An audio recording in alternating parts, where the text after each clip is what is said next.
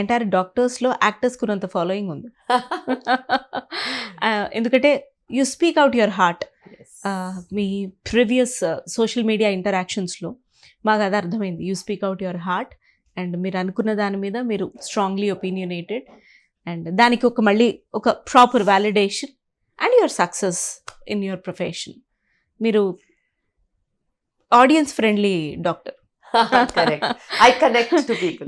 Yes thank you so much మా invitation accept చేసి ఈరోజు డిస్కషన్ 99 టీవీ ఆడియన్స్ ముందుకు వచ్చినందుకు. అండ్ మీరు ఫస్ట్ నేను ఒక ఉమెన్ పర్స్పెక్టివ్ నుంచి కొన్ని అడగాలనుకుంటున్నాను. నేను వచ్చిన దగ్గర నుంచి మిమ్మల్ని అబ్జర్వ్ చేశాను. There was a delay whatever, మీరు కూర్చున్నారు, మీరు అనుకుంటా ఇట్స్ ఓకే ఫైన్, నేను ఈ లోపల నా ఇంకో పని చేసేసుకుంటాను అని చేసుకున్నారు. There is always that energy, that aura మీలో. ఈ కాసేపట్లోనే నాకు అర్థమైంది. But then for a doctor, for a women, for a married women, for a women of 3 children and gynaecologist, obstetrician ఇట్లాంటి ప్రొఫెషన్లో ఉన్నప్పుడు to keep up your cool all the time, ఏంటి ఆ స్పెషల్ ఏమైనా ఆర్గన్ ఉందా మీలో? ఆర్గన్ లేదు Sunaina. If I'm not cool it will impact my own health. అది చాలా ఇంపార్టెంట్.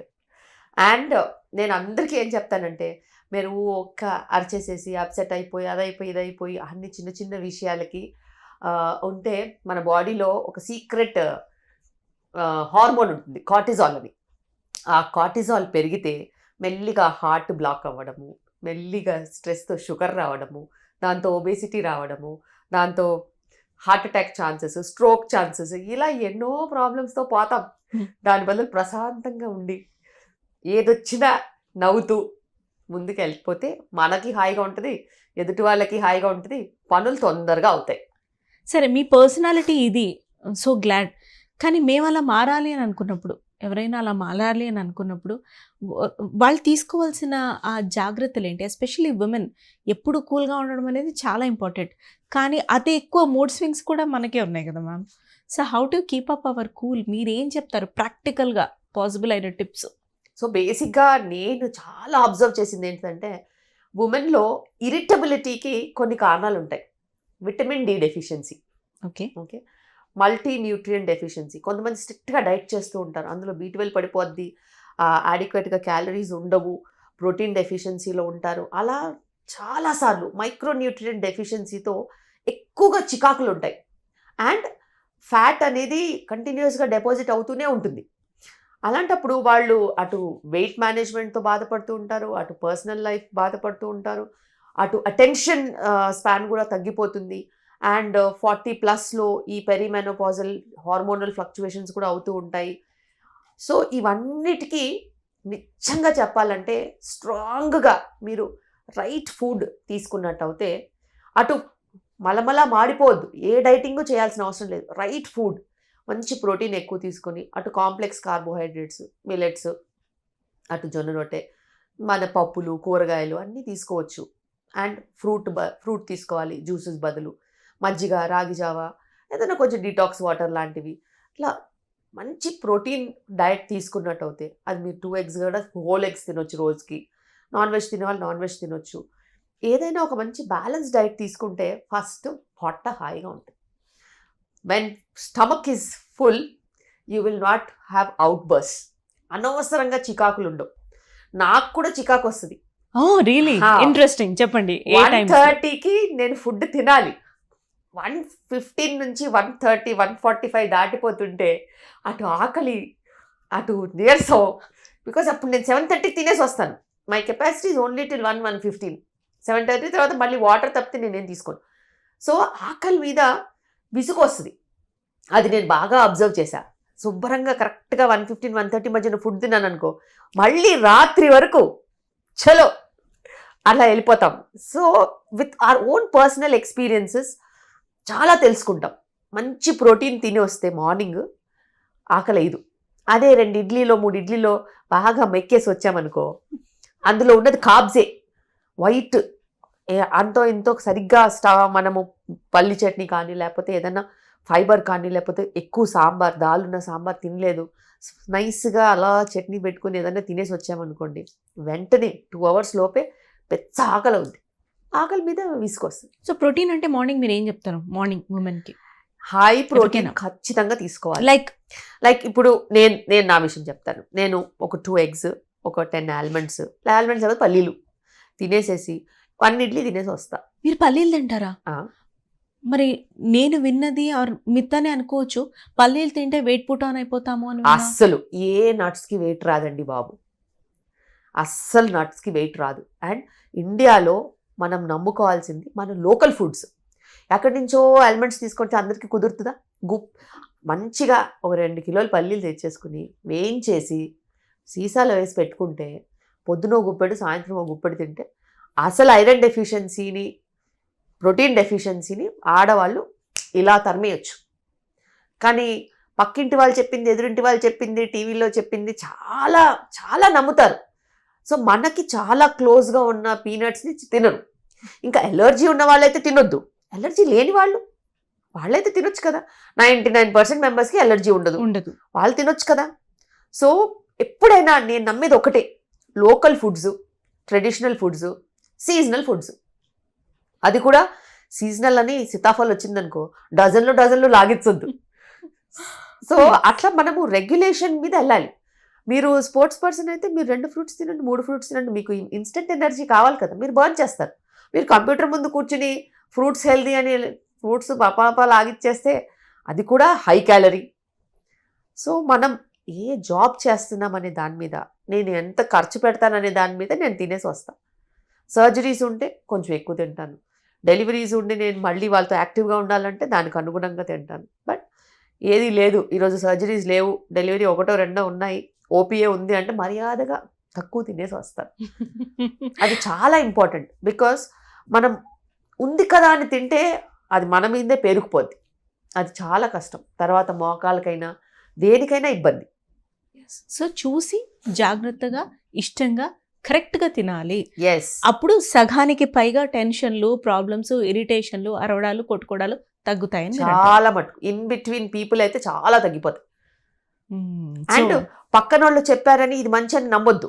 చాలా మంది ఏం చేస్తారంటే చాలా ఫన్నీగా కూడా అనిపిస్తుంది, నాన్ వెజిటేరియన్స్ అయిపోవడము, వెజిటేరియన్స్ నాన్ వెజిటేరియన్స్ అయిపోవడము, వేగన్ ఫుడ్ అని తినడము, లేకపోతే ఈ డైట్ ఆ డైట్ అని అంటూ ఉంటారు.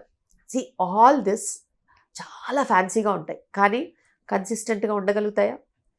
మనకి చాలా ఇంపార్టెంట్ కన్సిస్టెన్సీ. నేను ఏదైనా ఫాలో చేస్తే రోజు ఇంకదే అలాగే ఫాలో చేయగలగాలి అండ్ దాని మీద మనం నిలబడాలి. ఎప్పుడన్నా ఒకసారి చీట్ డే ఉంటుంది, ఎప్పుడన్నా ఒకసారి ఎవరింటికన్నా భోజనానికి వెళ్ళాల్సి వస్తుంది, అప్పుడు నడుస్తుపోతుంది, ప్రాబ్లం లేదు. కానీ వెజిటేరియన్స్ నాన్ వెజిటేరియన్స్ అయినా అక్కడ ఎంజైమ్స్కి అర్థం కాక బాడీకి ఫిజికల్గా జెనెటిక్స్ కూడా ఒక ప్లే చేస్తుంది కదా రోల్. అవునండి. దాన్ని మార్చే హక్కు మన ఎవరికి లేదు. ఉన్నప్పుడు మీరు దానికి అనుగుణంగా వైటమిన్సో లేకపోతే సప్లిమెంట్సో కరెక్ట్గా తీసుకోవాలి. నేను అక్కడి నుంచి ఇది అయిపోయి అక్కడ నేను అది తినను ఇది తినను అనకుండా అటు ఇటు కాకుండా అయిపోతే మట్టుకు దెబ్బతినేది ఆరోగ్యం. Yes, super ma'am. సో ఇక్కడ మీరు మాట్లాడినప్పుడు I was just thinking, yes I need to understand what is perimenopause. ఎందుకంటే ఒక 30s, 35s, 38s ఉన్నప్పుడు జనరలీ పీరియడ్లో ఉమెన్కి చాలా తేడాలు వస్తాయి. ప్రతి మంత్ ఒక్కొక్కసారి ఎక్కువ ఫ్లో కనపడటము, ఒక్కొక్కసారి ఫస్ట్ 2 days ఫ్లో రాకపోవడం, ఈ టైంలో పార్ట్నర్ తోటి మనం ఏదైనా ప్రికాషన్స్ అలా పాటించకపోయినా ఇంకొకటి ఇష్యూ అయినా ఆ టెన్షను అది వేరే. సో నిజంగానే ఒకప్పుడు 40s తర్వాత వచ్చే ఈ పెరిమెనోపాజ్ ఇప్పుడు 38s, 37లో వస్తోంది అని నేను అనొచ్చా? డెఫినెట్గా అనొచ్చు సునైనా. బికాస్ ఈ పెరిమెనోపాజ్ అనేది మన బాడీలో ఉన్న ఎగ్స్ని బట్టి ఉంటుంది. ఎగ్స్ తగ్గిపోతే పెరిమెనోపాజ్, ప్రీమెనోపాజ్ స్టార్ట్ అయినట్టు. ఎగ్స్ తగ్గుముఖం పడుతున్నాయి అని అంటే ఇంకా ప్రీమెనోపాజ్. ఎగ్స్ తగ్గిపోయాయి, ఫినిష్డ్, ఆల్ డన్ అంటే మెనోపాజ్. ఇంకా మెనోపాజ్ వచ్చేసింది, ఆ తర్వాత ఇయర్స్ పోస్ట్ మెనోపాజ్. ఈ పెరిమెనోపాజ్ టైంలో చాలా రకాల ఫ్లక్చుయేషన్స్ ఉంటాయి. And all this depends on what you eat, again what is your physical activity. So మనం తినడం ఫుడ్ మీదే కాదు శ్రద్ధ, యాక్టివిటీ మీద కూడా పెట్టాలి. అండ్ మీరు ఎంత వెయిట్ ఉన్నారని దాన్ని బట్టి కూడా ఉంటుంది. అండ్ మెనోపాజల్ ఫీచర్స్ అనేవి ప్రీమెనోపాజ్ ఫీచర్స్ అనేవి ఎక్కువగా సన్నగా ఉన్న వాళ్ళలో ఉంటాయి. అవునా? అవును, ఎందుకంటే బాడీలో ఫ్యాట్లో ఈస్ట్రోజన్ వస్తుంది. సో దట్ ఈస్ట్రోజన్ మనకి ఆ 40 years టైంలో వెయిట్ గెయిన్ వస్తుంది చూడండి. ఎందుకు వస్తుంది అనుకున్నారు? బాడీ ఎంతో కొంత ఫ్యాట్ దాస్తే ఆ ఫ్యాట్లో నుంచి ఈస్ట్రోజన్ వస్తుందని. చాలా మంది అదే టైంలో నేను సన్నగా అయిపోవాలని వెయిట్ లాస్ మీద పరిగెత్తా ఉంటారు. అప్పుడు వాళ్ళకి ఏమొస్తుంది? ఈస్ట్రోజన్ ఫ్యాట్ డెపోజిషన్ అవ్వకపోగా ఆ ఈస్ట్రోజన్ ల్యాక్తో బోన్ డెన్సిటీలు పడిపోవడము, ఫ్రాక్చర్ టెండెన్సీస్ పెరగడము ఇలా జరుగుతాయి. సో ఎప్పుడు ఏ ఏజ్లో ఏది చేయాలో అదే చేయాలి. ఎప్పుడైనా కానీ ఆ టైంలో ఎక్కువగా ఫ్యాట్ లాస్ మీద శ్రద్ధ పెట్టద్దు. ఒకే ఒక విషయం మీద మనం కాన్సన్ట్రేట్ చేయాలి, మసిల్ గెయిన్. హౌ? సో మనము తీసుకునే ఫుడ్ మంచి protein diet, calcium rich, butter milk, రాగి మాల్ట్, కాల్షియం రిచ్ తీసుకుని కాల్షియం సప్లిమెంట్స్ కూడా తీసుకోవచ్చు, తప్పులేదు.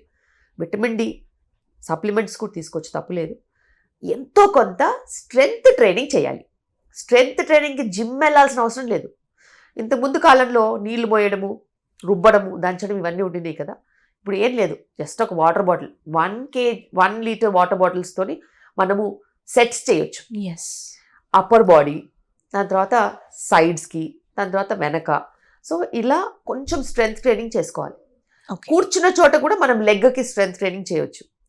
అలాగే యోగా కూడా ఒకలాంటి బ్లడ్ సప్లై ఇంప్రూవ్ చేస్తుంది. How Surya నమస్కారాస్ will help? They will also help because they will improve your flexibility. They will put weight bearing, కొంచెం కాల్షియం డెపోజిషన్ హెల్ప్ చేస్తుంది, బ్లడ్ సర్క్యులేషన్ పెంచుతుంది, బ్రీదింగ్ సింక్రనైజ్ చేస్తుంది. వీటితో పాటు మనం తీసుకునే డైట్ మంచిగా ఉంటే ఎంతో కొంత strength training. Walking again it's only time pass, it's only like icing on the cake, కానీ కేక్ కాదు అది. సో బేసిక్గా walking and yoga are complementary. Weight training చేయాలి, సింపుల్గా మీరు చెప్పినట్టుగా. Simple weight training. ఈ మధ్య ఏంటిది, వాల్ని పట్టుకొని కూడా ఒక రబ్బర్ బ్యాండ్ లాంటిది వేసి వెనక్కి పుషింగ్స్, ముందుకు పుషింగ్స్. సో అలా మనం వెయిట్ ట్రైనింగ్ చేసినట్టయితే 35 years తర్వాత ఎంత మజిల్ కాపాడుకుంటే అంత మంచిది. ఆ మజిల్ మీకు ఫ్యూచర్ హెల్త్. మజిల్ హెల్త్ చాలా చాలా ఇంపార్టెంట్. దానికి మీద నువ్వు ఒక లేయర్ ఆఫ్ ఫ్యాట్ ఉన్నా నువ్వు నష్టపోవాల్సింది ఏం లేదు. It will give you that cushion. And అందుకే నేను చాలా మంది వస్తూ ఉంటారు, వెయిట్ గెయిన్ అయిపోతున్నాం. నన్ను నీకు అదృష్టం పట్టింది, కాస్త నువ్వు మసిల్ స్ట్రెంగ్త్ చేసుకుంటూ ఉండు, ఫిట్నెస్ మీద స్ట్రెంగ్త్ పెట్టు, ఫ్యాట్ గురించి అంత పట్టించుకోకు అని చెప్తూ ఉంటాం. అండ్ ఎప్పుడైనా కానీ ఫుడ్లో మీరు ఫ్యాట్ కంటెంట్ తగ్గించొద్దు. That is very very important. Natural fats ఉంటాయి, నట్స్, ఈ ఆల్మండ్స్, వాల్నట్స్, ఇవన్నిట్లో న్యాచురల్ ఫ్యాట్స్ ఉంటాయి కదా. అలాగే న్యాచురల్ ఫ్యాట్స్ అన్నిట్లో కూడా ఉంటాయి. అది తీసుకుంటూ, ఇప్పుడు మనము ఘీ వచ్చింది కదా, మళ్ళీ బ్యాక్ నెయ్యి మంచిదని వచ్చింది కదా. సో అలాంటివి మనం ఎట్టి పరిస్థితుల్లో కట్ డౌన్ చేయొద్దు. అండ్ ఆయిల్స్లో అన్నిటికంటే బెస్ట్ వుడ్ ప్రెస్డ్ ఆయిల్స్ అన్న కోల్డ్ ప్రెస్డ్ ఆయిల్స్ అంటాం కదా, అవి కూడా మనం యాన్సిస్టర్స్ ఏం తీసుకునేవాళ్ళు, పప్పు నూనె, పల్లి నూనె, అవి. Now refined oils are gone for good. And ఈ బ్రాండ్, ఆ బ్రాండ్, సన్ఫ్లవర్, ఇలాంటివన్నీ గాన్. సో బేసిక్గా మన గ్రాస్ రూట్ లెవెల్కి వెళ్ళాలి. ఇప్పుడు సపోజ్ నార్త్ ఇండియన్స్ అనుకో, వాళ్ళకి చాలా ఇంపార్టెంట్ ఆయిల్ ఏంటి, మస్టర్డ్ ఆయిల్. సో వాళ్ళకి మస్టర్డ్ ఆయిల్ మీదే వాళ్ళు శ్రద్ధ పెట్టాలి. వాళ్ళు వెళ్ళి నాకు ఆలివ్ ఆయిల్ మంచిది అని కూర్చుంటే నాట్ రైట్. సో మన జీన్స్లో మన బయోలాజికల్గా ఉండే స్ట్రెంగ్త్ ఉంటుంది, మెమరీ ఉంటుంది. ఆ మెమరీకి అనుగుణంగా మనం వెళ్తే will be always safeguarded by nature.